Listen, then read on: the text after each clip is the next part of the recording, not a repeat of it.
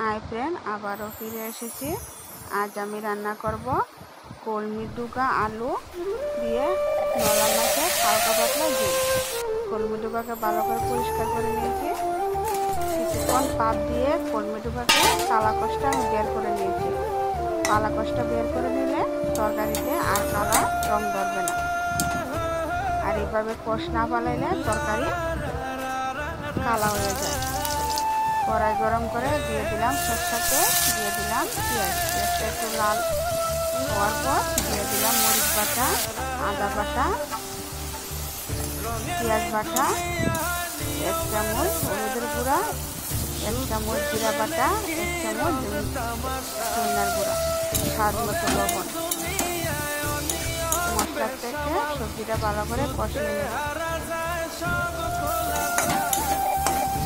সবজি মশলা কষিয়ে রেখে দিয়ে দিলাম 2 কাপ পরিমাণ জল,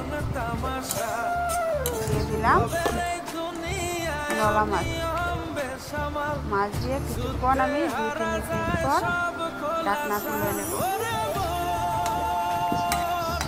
এই কলমি ডুগা দিয়ে অনেক রেসিপি খাওয়া যায়। আমি জানি না তোমাদের কি ভালো লাগবে আমার এই রেসিপি। যদি ভালো লাগে লাইক কমেন্ট শেয়ার করতে ভুলবেন না প্লিজ।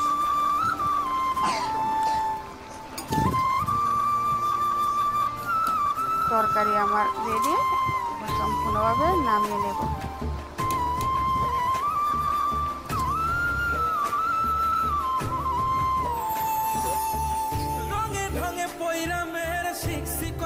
কলা বুঝি না এই মিথ্যায় আমার ছাড়বো না মন কলা।